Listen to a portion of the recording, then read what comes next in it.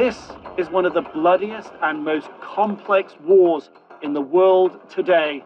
The self-styled caliphate spreading across Syria and Iraq is redrawing the boundaries in the Middle East. Tonight, we're getting a new sense of the brutality of ISIS. The video is sickening. A knife is brought to his throat, and then what appears to be Sotloff beheaded.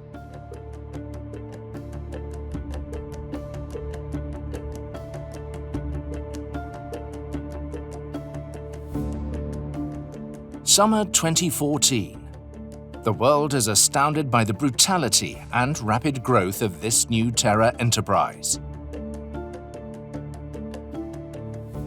Just a few kilometers away from the so-called capital of the caliphate, Lafarge keeps it business as usual. By August 2014, the French multinational struck a new deal with Daesh and the PKK. The agreement was negotiated in Dubai through First Class, with representatives of both terror groups. The terms established Lafarge should finance PKK and Daesh terror campaigns in order to keep its factory working in Syria. Both terror groups receive an amount for each ton of cement. Taxes to keep the roads and checkpoints open for the factory goods. Daesh became the supplier of raw materials that fed Lafarge's factory needs. Profits into the pockets of Daesh. But none of this could have been possible if not for a French cover-up. In the summer of 2014, the French embassy in Jordan informs its government that Lafarge doesn't deal directly with the actors on the ground, the Syrian branch of the PKK and Daesh. The contact goes through the local distributors without implicating Lafarge. Again, this note has several addressees. One of them, the Minister of Economy, Emmanuel Macron, the now President of France. The other, the Minister of Finance, Michel Sapin. Did you know these diplomatic notes? Moi, je n'avais pas eu d'information de cette nature. Il est possible que, par exemple, les services du Trésor, qui ont aussi des représentants locaux, des services économiques locaux, aient pu avoir ce type de connaissances. Mais moi, ce n'est pas mon problème de ministre des Finances. The minister knew, and here is the evidence. A note sent from the finance ministry's legal services directly to Sapin's office reads, Lafarge has contributed to the financing of the Daesh terrorist organization. The elements contained in the formal letters and notes from our diplomatic posts in Jordan and Turkey are likely to constitute breaches of the European sanction regime, and the European Commission may ask French authorities to explain the matter.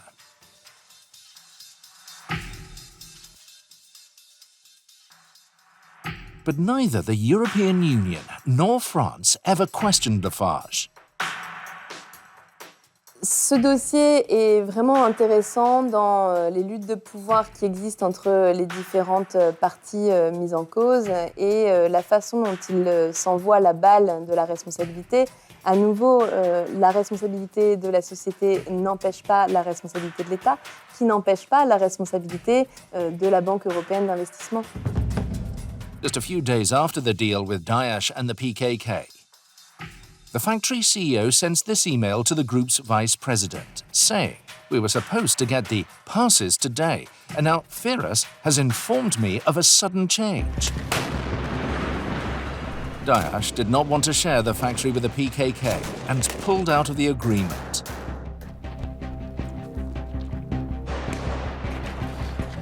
A new front emerges on the backstage of the Syrian war. The fight between Daesh and the PKK for the control of Lafarge's factory. And a Syrian city on the border with Turkey paid the price. There's been a setback in the fight against the ISIS terrorist group. Fighters Just a seeking short to time ago, overrun ISIS the fighters city released of Kobani. The battle there has raged now. ISIS, which now controls as much as 40% of the Syrian town of Kobani. Hearing the UN suggest over 10,000 civilians could be trapped by the fighting. Officially, the PKK Syrian offshoot was engaged in a bloody war to push Daesh back from northern Syria. But there was yet another reason. known only to Lafarge and the French state. A turf war over Lafarge's cement factory.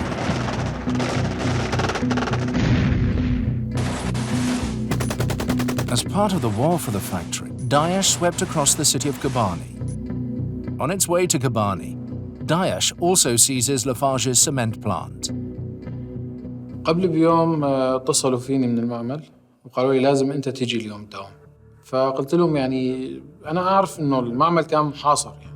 قالوا لي لا بدك تيجي وما في شيء والأمور تمام. أنا عملي بغرفة التحكم كنت قاعد وقام اتصل فيني المدير خبرني طلبني إنه أطلع لعنده. فضليت سهران وأسمع صوت ضرب خبط يعني حوالينا الضرب قذايف ومناوشات. فهذاك اليوم المنظر كان يوحي إنه في شيء بده يصير يعني تمام. بدي منك تطلع على أعلى البرهيتر أو برج التسخين لحتى تراقب الاتجاه الشرقي للمصنع اللي ممكن يأتي منها داعش. دليل على أنه هن على علم ومعرفة بأنه داعش اقتربت جدا من المعمل وبأي لحظة ممكن تسيطر عليه. The afternoon prior, the factory CEO had sent this email to the floor managers, providing security instructions and advising them to store mattresses, food, water and sugar in the factory's tunnels. In the event of clashes, the advice is to move all staff to the tunnels and wait. Lafarge had abandoned its Syrian staff to their fate. Les terroristes sont là, à la porte de l'usine, et qu'en catastrophe, on va la fermer, on abandonne les employés qui se planquent dans des tunnels de sécurité, et on les abandonne aussi avant, on les expose à des risques extrêmement sévères. This video was recorded inside the compound the day Daesh took the cement plant. This the last video for the plant when Daesh coming to Lafarge. They say to us, that's what I cannot do anything for you. You go without anything. Many people try to escape from this area. We cannot know if we are escaping from this area because maybe these people catch us. For Daesh, the Lafarge factory became not only an important base, but also a major source of revenue. Ce qui restait des réserves dans l'usine de ciment, notamment, a été pris par l'État islamique, qui a pu être vendu localement, et ça représente un montant aussi non négligeable. Lafarge cement was also used as an important asset in Daesh's military strategy. A network of tunnels used by ISIS fighters to survive US-led airstrikes. Underground city with electricity, plenty of food, and stacks of ammunition. Daesh used Lafarge cement to build tunnels where it could freely move and hide away from coalition bombardments. Lafarge assures it could have done nothing to prevent the cement from falling into Daesh hands. But in this email, exchanged between the Lafarge management just before the takeover, the CEO says, if Daesh takes over the area, we may block it with a PLC from remote. Which attitude? To cooperate or refuse to cooperate? It seems Lafarge chose to cooperate. PLC stands for Programmable Logic Controller and allows access to the silos to be blocked remotely. Lafarge could have indeed blocked Daesh's access to the cement silos, but it did not.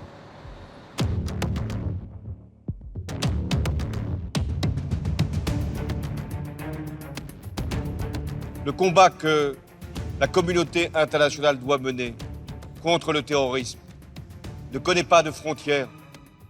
La France sait qu'elle a un rôle à jouer et elle n'y renoncera jamais.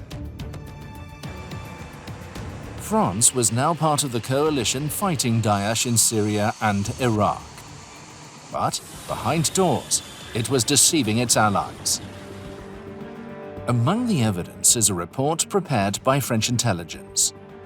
It informs Paris that some of the cement left in the Lafarge silos had already been sold by Daesh for an amount of $6.5 million, and the rest is being negotiated for an amount of $5 million. Another confidential report by the French military intelligence agency reads, "We understand that the dismantling of the Lafarge plant in Syria is continuing, to the financial benefit of both Daesh and the businessmen involved." The French state and its spy agencies knew that Daesh had just raked in a profit of $11.5 million from the cement left in Lafarge silos. But a string of documents leaked to us also suggests France did all it could to protect the Daesh base at the Lafarge plant. This chain of emails, titled Syria Daesh, Protection of Lafarge's Interests, is between the French envoy to Syria, Franck Gellet, and senior officials of the French Foreign Ministry. The envoy recounts a conversation with two senior Lafarge executives, saying, "Together we discussed the legal risks the group could potentially be exposed to in the future if a regime of sanctions hit the entities that collaborated with Daesh. This French investment should be protected in the event that Daesh turns the factory into a base or a source of profit, and the Americans therefore consider bombing it. It would seem legitimate to me that we ask Washington to do nothing about this site without consulting us first. Below are the GPS coordinates for whom it may concern, for the appropriate messages to be sent to the Americans through the competent channels." A senior official from the French Ministry of Foreign Affairs replies, saying he will forward the email onto the Defense Ministry so they could talk to the Americans. And the message appears to have been delivered. Despite being used as a shelter for Daesh, the Lafarge cement factory was spared by the coalition jets. This case goes far beyond France. You think so? Manifestement, oui, les choses sont plus compliquées que la façon dont elles ont été présentées. But it can go far beyond that. I mean, oui, bien sûr. More complicated than a company Bien looking sûr. for profits. Bien sûr. The anti-Daesh coalition is about to win the battle for Kobani. Frédéric Jolibois, the factory CEO, sends this message to Fabien Lafouassi, who has an official email address belonging to the French Ministry for Foreign Affairs. It says Daesh believes that the factory will escape being bombed by the coalition. Their plan is to attract PYD forces to the area to launch a counter-offensive on Kobani.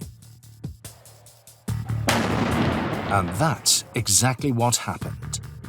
Sources indicate ISIL fighters have re-entered Kobani. 5 months later, ISIL came back. ISIS are disguising themselves as YPG Kurdish fighters. Using the factory as a shield, Daesh makes a second attempt to retake Kobani. Knowing that, the French Foreign Ministry asked the coalition to spare the factory. Le Quai d'Orsay, on va lui dire « Ah, il y a une usine qui continue, ça nous intéresse, elle continue, elle marche et elle a des contacts, mais pour pouvoir rester, elle paye les gens autour. Si jamais ça avait choqué le Quai d'Orsay, ils auraient dit « Mais il faut arrêter tout de suite, il ne faut pas payer. » Et si le Quai d'Orsay avait considéré que c'était inacceptable, il serait intervenu. On the surface, France appears resolute in the fight against terror. Le combat doit être porté en dehors de nos frontières pour détruire nos ennemis. En Irak, en Syrie, se trouvent les inspirateurs ou les commanditaires de ceux qui tuent ici, en Europe et en France. Je serai en la matière implacable pour vous protéger. But behind closed doors, Paris seems equally relentless to protect the Lafarge factory in Syria. Why would France facilitate and cover a scheme that finances terrorism using taxpayers' money? A French intelligence expert offers some clues. On ne peut pas mettre de côté les impératifs de la guerre secrète. C'est pas possible. First Class, Lafarge's shareholder and middleman between the company and armed groups, confirms the suspicions. Lafarge, they made very big mistake and they opened the dialogue with the ISIS. French intelligence was involved with Lafarge in Syria. Is that correct? Of course. The issue is very, very delicate. I don't want to talk to you and then I will see myself in that situation. And this is the hidden reason why the French state betrayed its allies. Lafarge a été utilisé par la DGSE pour recevoir du renseignement. Ce qu'on appelle dans le métier de l'espionnage, ce qu'on appelle des sources. And hundreds of leaked emails, reports, and diplomatic notes leave little room for doubt. The Lafarge factory in Syria was a cover for the French spy agencies. Je pense qu'il y a beaucoup de gens qui sont très très embêtés dans cette histoire. Parce que je pense que beaucoup de gens savaient, des politiques, les services bien sûr, puisqu'ils s'en sont servis. Il y avait beaucoup de gens qui savaient. France was aware of the company's dealings with Daesh, the PKK, and the Syrian regime, and let it happen to protect its cover. La DGSE avait besoin de sources sur cette partie de la Syrie et Lafarge, des cadres de Lafarge, étaient des sources de la DGSE, des sources clandestines. The former head of the French Secret Services tries to deny the link. Mais de là à ce qu'ils aient donné l'ordre de continuer, ça me paraît très difficile. Ça me paraît difficile. Nous sommes en France. Hein. It's written here, you can see. I see it, yes. Oui, je vois. Destiné, il y a marqué destiné à la main à la DGSE. And we show him a document that proves the links between Lafarge Syria and the French Secret Services. This is just the first stage of... Ah mais je reviens à ce que je vous disais. Les Français ont fait la guerre en Syrie, ça c'est clair. ISIS was killing people in France.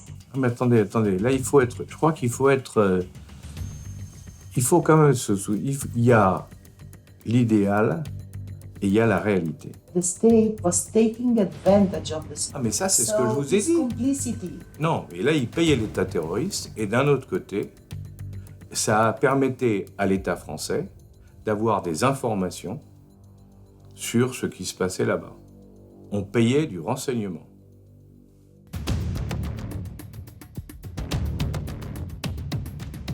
Est-ce que la France a utilisé cette entreprise pour avoir des renseignements en Syrie? Que ensuite les services secrets soient en contact avec des entreprises françaises ou des personnes françaises sur le territoire syrien, ça fait, je crois, partie aussi de leur travail. Donc moi, je n'ai pas à porter le moindre jugement sur ces faits. But it raises a problem because in order to keep the factory working, Lafarge was in a very close relation with ISIS. Le ministre des Finances, il a connaissance de faits qui sont de son domaine de compétence. Si vous voulez, si je suis en voiture et je roule en France, sur l'autoroute, à 130 km/h, je vais monter à 132 parce qu'on va me dire, à 132, à cause des radars, des écarts de radar, tu risques rien. Très bien. Et puis, au fur et à mesure, et à un moment, eh ben, je vais m'apercevoir que je suis en train de rouler à 160 et là, je risque de perdre tous mes points. Alors, vous allez me dire, la loi dit bien que tu perds tous tes points à 160. Mais moi, comme j'ai été tout doucement, par petits paquets, que j'ai monté tout doucement, j'ai pas pris conscience. La question morale, elle est un peu, Donc, c'est pas une question. Non, forte. malheureusement, si la morale jouait beaucoup là-dedans, je pense qu'on serait freiné plus que ça. Mais c'est pas la morale, c'est l'habitude. C'est la routine. Que du fait d'avoir gardé une activité dans une zone contrôlée par ISIS, à ce moment-là, vous êtes dans la contradiction politique. Hein, vous dites, finalement, vous avez fourni des matériaux et de l'argent à un groupe rebelle qui faisait des attentats en France. Là, on n'est pas dans une affaire de corruption, on est dans une affaire d'intelligence avec l'ennemi. La règle des opérations secrètes, la règle des guerres secrètes, c'est qu'un jour, on sait ce qui s'est passé. C'est la règle. Il n'y a pas d'autre possibilité. Le seul problème, c'est que le jour peut être très lointain. This classified report from the French Secret Services was issued in December 2014. It talks of a meeting to discuss the terms to reopen the factory between Lafarge's middleman, Amro Taleb, and a Daesh representative. Et c'est quelqu'un qui, vraisemblablement, a été informé effectivement des préparatifs des attentats de l'État islamique perpétrés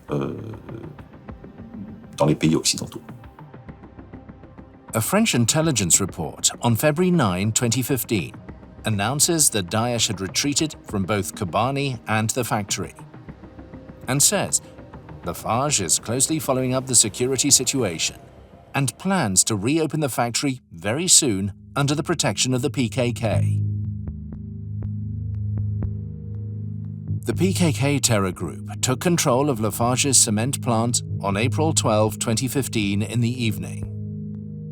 In the same report, the French spy agency adds, the factory is crucial for the PKK, and Lafarge should keep that in mind. And the factory CEO emails the risk manager with clear instructions from Paris. From now on, the factory is to deal with the PKK only. The US says it has started arming Kurds. The YPG is aligned to the PKK. U.S. military dropped supplies for Kurdish forces for the first time. 45 tons of weapons to the YPG. A group that the US views as a terrorist organization. The YPG is using US support actually to perpetrate rights abuse.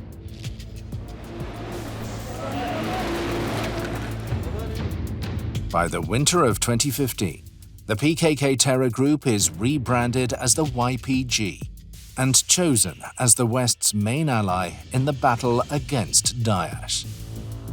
The new alliance gives the PKK full control of both the area and the cement plant. Daesh plans and orders revenge. Direct orders from ISIS in Syria. In a video released, a French jihadi in Syria issued a chilling order. Blow up France and tear it down released to by pieces, ISIL he fighters said. reportedly showing them burning their French passports Another has ISIS provoked much video shows discussion. French fighters burning their passports. Ce 13 novembre 2015, il faisait beau. Il faisait chaud. C'était Paris dans ce qu'il y a de plus beau. J'ai passé une après-midi normale au travail en pensant aux loisirs que j'allais avoir le soir, aux copains avec qui j'allais boire un verre au concert ou après le concert. Et ce soir-là, il avait ses billets pour aller au Bataclan, pour lui et son amoureuse. Friday, November 13th, 2015. The worst terror attack in French history began with a blast outside the Stade de France. No one knew this was the start of a deadly six-stage assault on Paris. Two more attacks in central Paris in the 10th and the 11th arrondissements at restaurants in that area. In the heart of the French capital. At least 4 restaurants and bars were hit in just a matter of minutes. The night's deadliest assault had not even begun. It started at 9:40 p.m. at the Bataclan Concert Hall. Et j'entends venant dans mon oreille droite vraiment comme des pétards très très très forts. Je me dis tiens, c'est pas les enceintes, qu'est-ce qui se passe? Gunmen with suicide vests stormed the Bataclan Concert Hall. 6 bars and restaurants, as well as a soccer stadium. Earlier, the attackers had rampaged across the city. Moi j'ai continué à ramper. Ça m'est arrivé de ramper sur des corps de gens qui étaient morts ou qui faisaient les morts. Ça, je le saurais jamais. Mais en tout cas, j'ai rampé jusqu'à la sortie de secours. Voilà. Ça a dû prendre entre 5 et 10 minutes. Gunmen with Kalashnikovs reported and killing several on the scene in the most horrifying attack of all at the Bataclan Concert Hall. J'ai un de mes frères qui est avocat aussi et qui connaît des gens qui ont évacué les victimes décédées à l'Institut médico-légal, donc il leur a fait passer la photo. Et c'est ainsi qu'on apprend dans la matinée que Valentin est décédé, qu'il a été reconnu avec la photo qu'on a envoyée, il a été identifié à l'Institut médico-légal.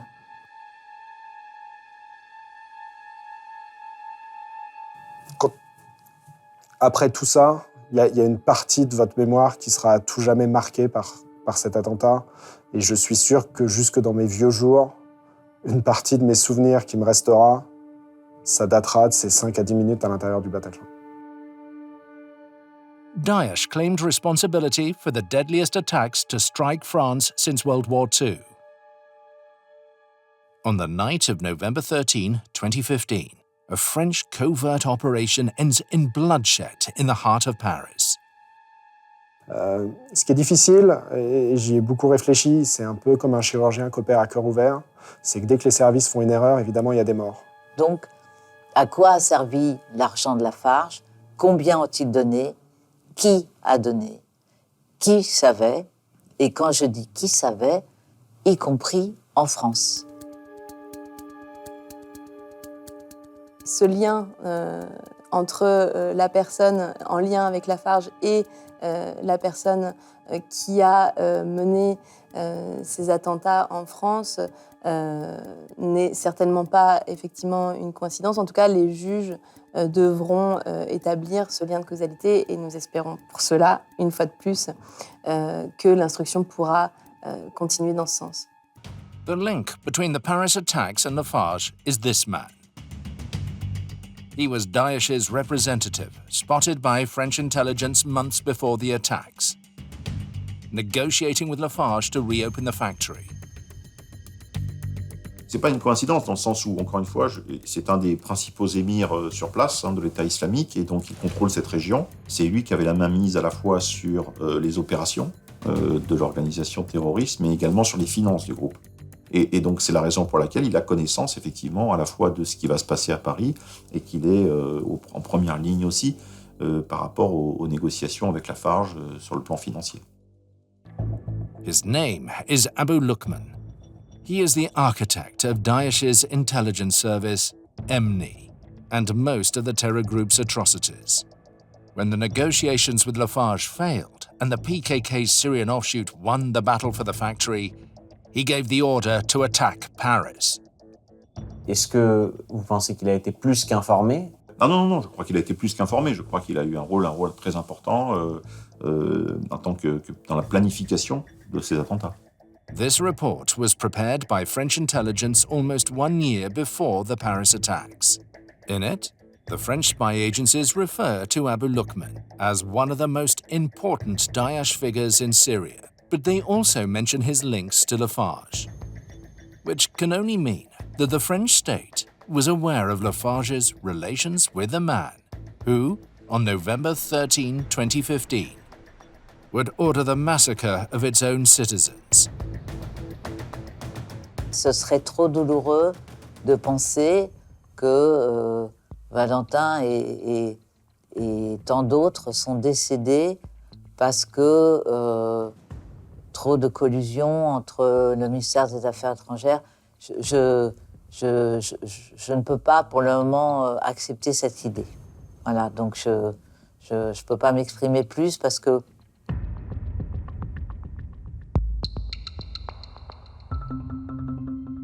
la présence de l'entreprise française a été une opportunité pour des agents des services secrets français pour essayer d'avoir des informations et d'utiliser le cynisme avec lequel des accords ont été passés entre Lafarge et des groupes terroristes. À partir du moment où Lafarge était sur place, payait les gens qui se succédaient et que donc ils pouvaient rester, il est évident qu'ils avaient accès à des informations qui intéressaient tout le monde. Les services ou la police, le renseignement militaire, ont trouvé très intéressant que Lafarge continue, donc ils n'allaient pas dire à Lafarge « il faut arrêter ».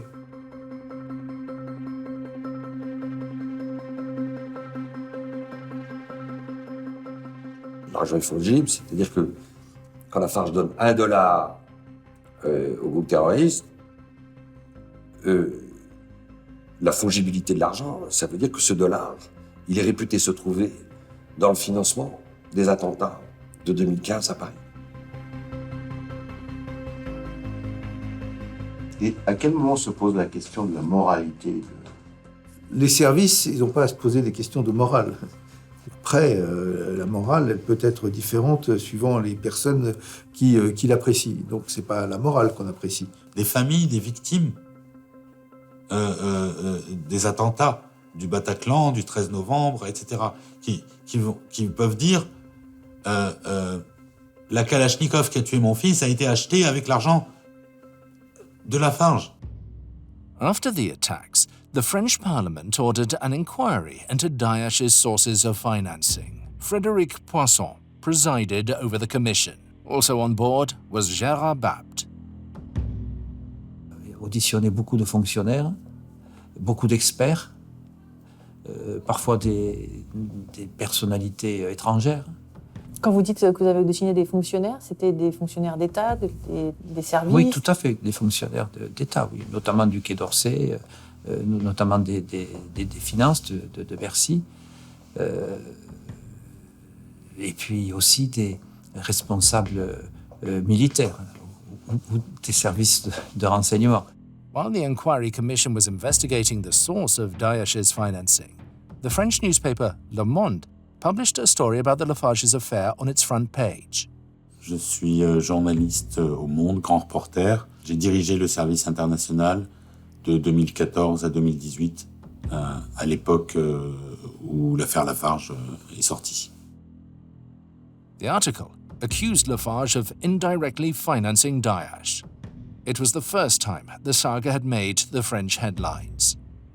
Il y a eu des menaces de procès de Amo Taleb quand on a publié son nom, qui a dit je vais vous poursuivre. J'ai dit ok, allez-y. Et en fait, c'était le patron de Lafarge qui commençait à paniquer. Voilà. Le jour où Firas Tlas m'a répondu au téléphone, en 24 heures, j'ai compris aussi que voilà, on touchait à quelque chose d'important. The article barely scratched the surface of the intricate story, but it was enough to cause a stir. Anne Méo, c'est la directrice d'une agence de communication très importante en France qui gère les situations de crise et d'urgence des VIP. Le jour où Anne Méo m'a appelé, je me suis dit « Ah, là, il se passe quelque chose de grave.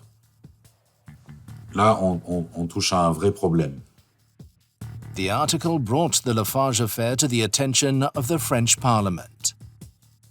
But it generated only a short paragraph in the final report of the Parliamentary Inquiry Commission, which concluded there is nothing that can establish that Lafarge participated directly or indirectly or even passively in the financing of Daesh. La conclusion qui a été donnée devant la mission a été de dire qu'il ne s'agissait pas là d'une piste à explorer sérieuse. Donc c'est M. Poisson et M. Kader Arif qui vous ont dit non, ce sont que des rumeurs. Exactement. There's reason to suggest that the Parliamentary Commission ignored Lafarge's financing of Daesh on purpose. This leaked email is from Lafarge's head of public affairs to the group board of directors. Here, it appears that the president of the commission called Lafarge not to investigate the truth, but to warn about the inquiry. It says, as agreed following the message left to Bruno Lafont, I called back Jean-Frédéric Poisson. According to him, the Le Monde article provoked a lot of reactions within the Parliament, and he was asked to include the subject in the Commission's investigations. From his personal point of view, it is improper to seize official bodies based on a newspaper article, which only aims to smear a large French group. But he is obliged to follow the procedures. He wished to warn Bruno Lafont as co-chairman of the group. Behind the scenes, the president of the French Inquiry Commission was conspiring to protect Lafarge from being implicated, and he succeeded. Est-ce que c'est volontairement de la part des deux responsables, président et rapporteur, ou est-ce qu'eux-mêmes ont été trompés sur la réalité des faits. Ou est-ce qu'il y a la raison d'État qui a pu aussi faire en sorte que ces deux rapporteurs pensent que leur rapport ne devait pas concerner cette question-là? This classified file, leaked to us by a source close to the ongoing investigation in France, gives the answer.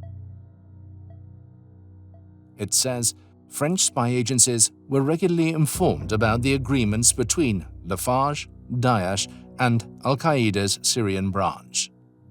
The same document affirms that the French secret services neither warned Lafarge about the crimes against humanity committed nearby, nor ever asked it to shut. The judicial investigation concludes that Lafarge became the only source of information on the ground for French intelligence. It also reveals several emails exchanged between Lafarge's security director and French Secret Service officers Abdelkader Derki and Azima, using group.eco@interior.gouv.fr, an email belonging to the French Interior Ministry. It was found that French intelligence was consulted and had precise knowledge of the conditions surrounding the Lafarge cement plant in Syria. All this information was exchanged through Lafarge's security director, Jean-Claude Vieillard. Jean-Claude Vieillard, lorsqu'ils se retrouveront au tribunal, vont dire des choses qui vont poser beaucoup de problèmes à des services de renseignement, à des politiques. His lawyers have no doubts about what he's going to show to the court if there is a trial one day. Mon client, qui l'a revendiqué d'ailleurs, a tenu à informer les services de l'État. Tous les services de l'État, donc ça peut être la DCRM, ça peut être la DGSI, ça peut être la DGSE, ça peut être... voilà. Effectivement, il avait une relation étroite avec les services de l'État, il les informait régulièrement sur ces... Précisément, là, j'ai plus à l'esprit, c'est un dossier qui fait des dizaines de milliers de codes. The long file Sébastien Chapera is talking about is this. At the top is a handwritten note addressed to the DGSE, the French external spy agency. We can see that Lafarge shared with French intelligence agencies all the email exchanges and documents about its arrangements with the armed groups in Syria, including the agreements with Daesh, the permits with Daesh's stamp that allowed the distribution of Lafarge cement, the list of contacts within the terror group, and payments. The file lists the meetings between Lafarge and French secret services. At least 33 of them between 2013 and 2014 alone. Il a un rôle de recueil des informations stratégiques sur le terrain. Et il y a un deal qui se fait, qui est de donner des informations au service de l'État. L'État et le ministère des Affaires étrangères étaient bien au courant, au moins. Si ils ne donnaient pas d'instructions, ils étaient au moins absolument au courant de ce qui se passait au niveau de Lafarge à cette époque et dans cette région. May the 15th, 2013. Lafarge sends a long list of contacts to the French intelligence, among them weapons dealers and all the armed groups present in Syria at that time. The French intelligence officer says, in his answer, "I understand that this list is established in order to secure your transactions and your site." January 2014. Another message from Lafarge, sent to the same email address used by the French intelligence. It confirms that Lafarge still operates in Syria, and the operation of the plant involves deals with local antagonists, and they were, at the time, the PKK and Daesh. This document reveals that when the case went public and the court started an investigation, Lafarge's security director asked the French intelligence for help to prepare his defense. And here is the document that proves that meeting took place on the 5th of February between Jean-Claude Vieillard and the intelligence officer Abdelkader Derki. But perhaps the ultimate evidence of the French state's involvement in the crimes of Lafarge in Syria lies in the court hearing of a French spy with the code name AM02. It's the same person using the email belonging to the Ministry of Interior. When the judge in charge of the investigation asks his opinion about Lafarge staying in Syria, he responds, "I don't give instructions. I operate in a totally opportunistic way in that story, without judgment. When they provided me information between 2012 and 2014, I asked how they got it, and they told me that it was through their network of contacts. I am no fool. In 2014, when the factory was attacked, they revealed to me that the cement trucks were benefiting all armed groups. But again, I'm just passing the information on." Ce dont on peut être absolument certain, il n'y a pas d'autre possibilité dans notre système politique que national, c'est que les informations recueillies par la DGSE ont été transmises à l'exécutif, ont été transmises au ministère des Affaires étrangères et au président de la République et au Premier ministre. When the judge probes if Lafarge supplied cement to Daesh, AM02 says he doesn't remember. But in this email, sent from the same address in September 2014, AM02 asks Lafarge's security director for more details about the amount of cement supplied to Daesh.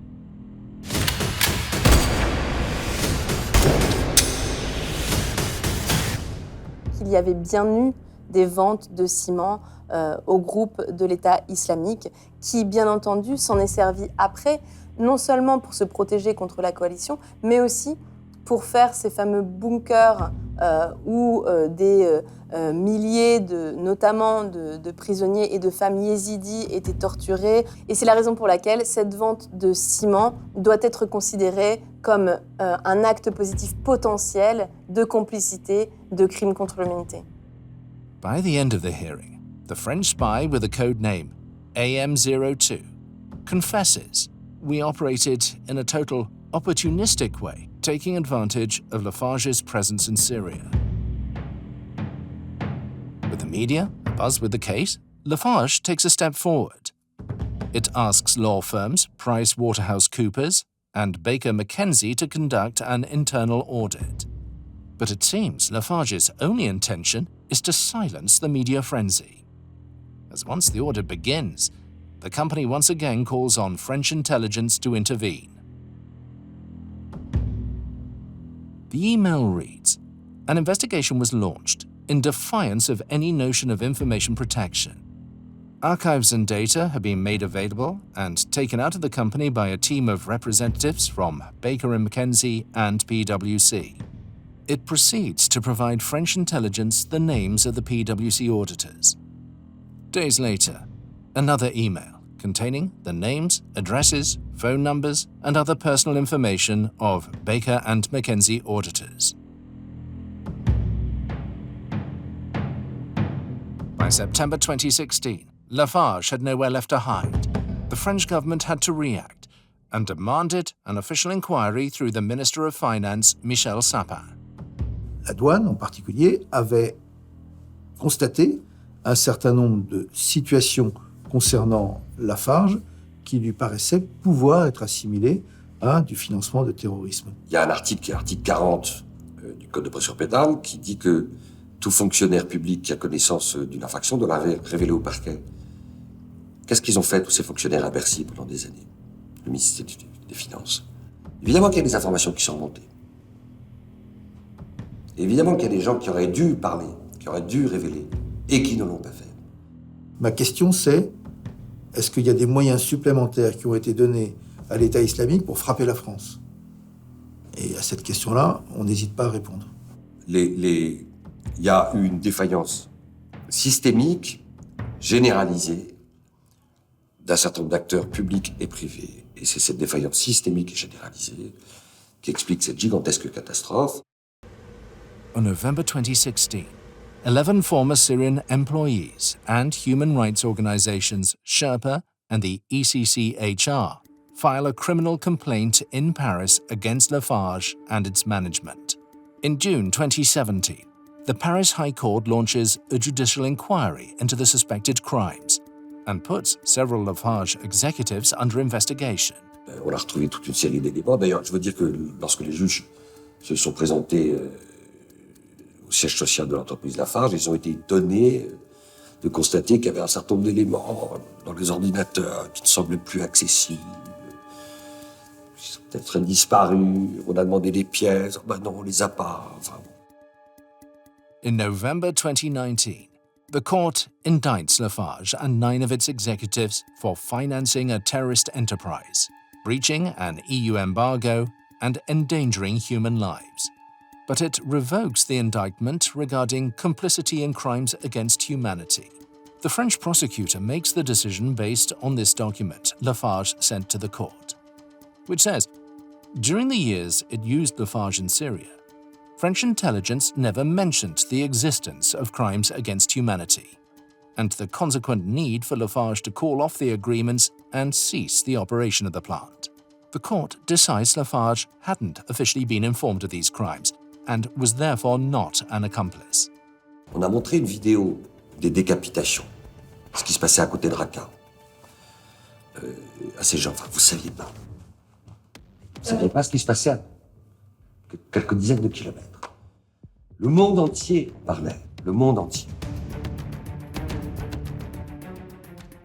Lafarge savait qu'en maintenant son activité et en finançant autant des groupes armés, elle contribuerait aux crimes contre l'humanité de Daesh. By the end of 2019, the Paris Court of Appeal denies civil party status to the NGOs that launched the case. With this decision, the NGOs lost their access to the file and the possibility to act against Lafarge in the courts.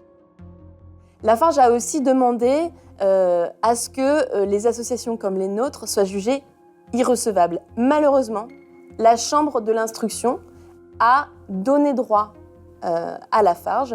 Donc nous n'avons plus accès au dossier jusqu'à la décision de la Cour de cassation.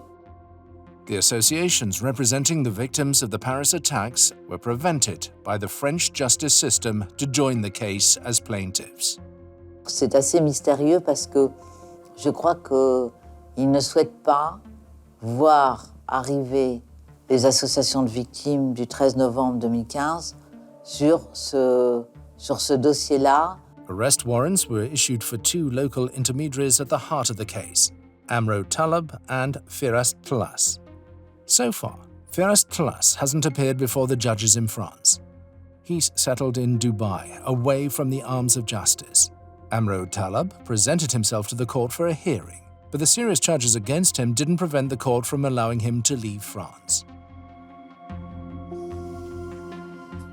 Compte tenu de la gravité des crimes, du fait que le procureur lui-même et le juge d'instruction, les deux, avaient demandé l'incarcération des 3 principaux responsables et que le juge des libertés et de la détention ne les a pas placés en détention, est-ce que c'était un peu surprenant? Oui, c'était surprenant. The evidence we've uncovered has been in the hands of the French justice system since 2016, but French courts are yet to decide if there will be a trial. Et on ne sait pas qui va être jugé et qui ne va pas l'être. Seulement les juges de Lafarge? Est-ce que on va convoquer au tribunal des diplomates, des agents secrets? On ne sait pas encore. Donc, est-ce qu'on va les convoquer comme témoins, comme complices?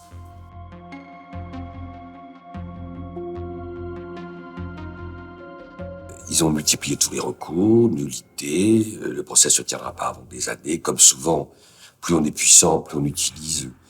C'est de bonne guerre. Je ne veux pas critiquer cela. Des armadas d'avocats pour faire en sorte que on devienne un peu amnésique, qu'on oublie.